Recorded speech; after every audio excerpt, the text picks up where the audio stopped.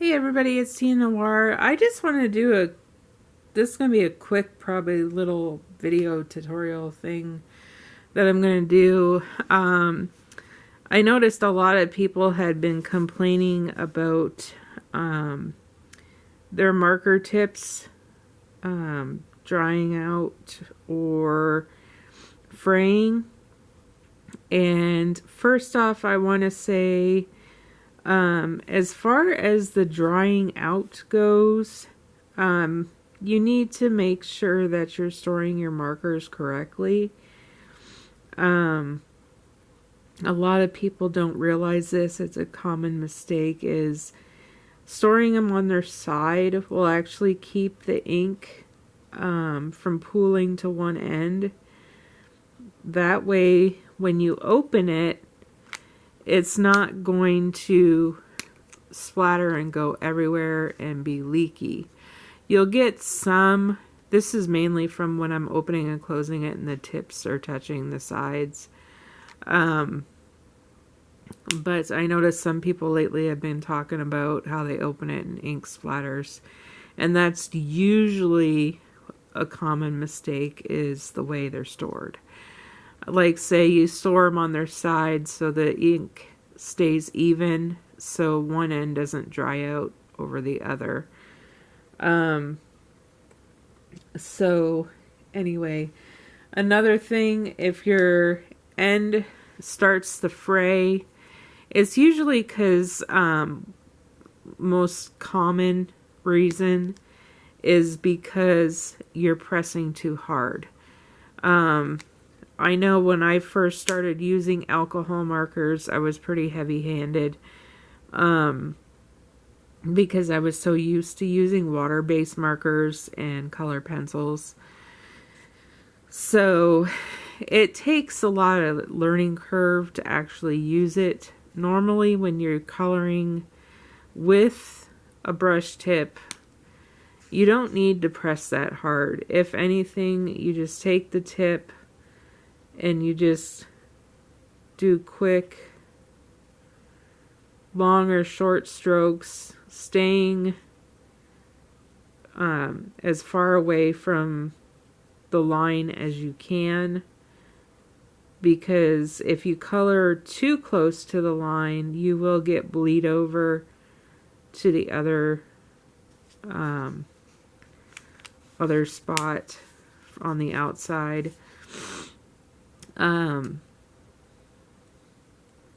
So you want to be quick with your strokes and just be mindful of how hard you're pressing.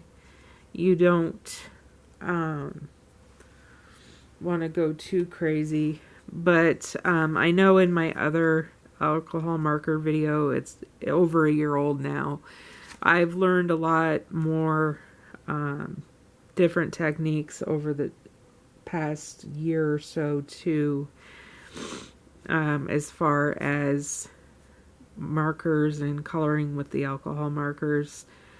You do also, usually what I do is I'll start with my light colors and work to dark. That way, if I do get any bleed over, I can automatically cover it up with the darker color as I color. Once you get more familiar with your alcohol markers and how they work and how they blend, you don't have to do light to dark if you don't want to, if you trust yourself enough just to color with whatever. I still, a lot of times, do light to dark just because out of habit. It does make things a lot easier as far as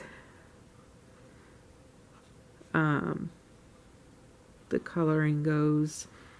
Now what I do, see, I got a little bleed over there, but that's going to be covered up, so it doesn't matter. But if you do get bleed over like that, or if you're coloring colors like this, I don't recommend coloring the next section until this is completely dry. Mainly because if you color with a darker color to cover that up, because it's wet, it's going to connect with the other color and it's going to try to start bleeding back into that color. That's why when I did these ones, I did the insides first, and then left this one, like these little lines, to last, so that way any bleed over or anything, it will stop it from bleeding over since it was fully dry before I went over with the other colors. To prevent streaks, again, you got to work quick when you're doing it. I'm not doing any blending on this picture, but blending, it's the same concept as you have the colorless blender, you put that down first, and then you start with your dark color. I know it goes the opposite of light to dark, but when you're blending, you want to go dark first and then go light over it and work quickly. I did a sunset video with that. I plan on doing some more tutorials this year. Excuse me. My throat's getting dry and I don't have a drink with me. So that's it as far as that. But I've been using Sarah Renee Clark's color cubes on this picture, so you can see all my colors here that I am using on this picture. But I just finished another mandala book recently. I just uploaded that video like 10-15 minutes ago. So I brought out another kind of like a mandala book, but kind of not. I know the pages probably look pretty easy, but they're actually fairly challenging. Trying to figure out what colors you're going to put where. But this one's 100 Animals by Jade Summer. This is one of their older books. And I have quite a few of their older books. I really enjoy their older books. So, that's just about dry now. So I had done the rest last night. And I just brought it out to do that little bit to show you real quick. But, like I say, just be mindful of how hard you're pressing. I know some people say they prefer to hold their markers a little higher. That helps prevent them from not pressing as hard. Because some people like coloring a little lower, and that causes a little more pressure unless you're used to not being as heavy-handed. Again, it does take practice. But I recommend just putting the tip down. Don't press real hard. The ink will flow as soon as it hits the paper because it is alcohol marker. So again, just put the tip down and just quickly start working. Don't color like this. Alcohol markers are meant to be with strokes and whatnot. Let me see if I could do another one real quick.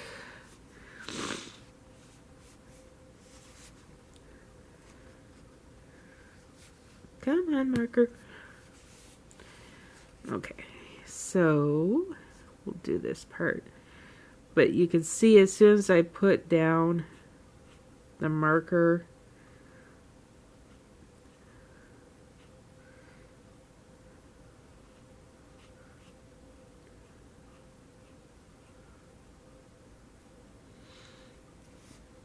I'm trying to balance the camera and do that at the same time.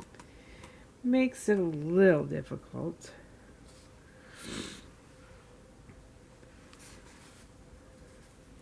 But it's a little bit drier now, so I can do this. But again, with your blending tool, for those of you familiar with Bob Ross, that's kind of how the blenders are supposed to be used, like he did with white gesso. and black gesso. Put that down and then just color over top. It would be quick. I plan on doing more tutorials this year, so hopefully I can do another blending tutorial in the future. But I'm going to put this off to the side because Miss Tiger Lily has sat down and there are heat pads under here and she wants her heat pad. She's trying to give me that look of get off my heat pad. So anyway, I hope everybody is well. And I am going to take a break though from coloring tonight because I've been coloring all weekend since my husband was playing his video games. And now that he's off reading, I got a chance to do a tutorial in my flip through and a gaming video update. So I think now I'm gonna actually go do some gaming. So there's that. Take care, everybody. Thanks for watching, and I'll catch you again soon. Bye.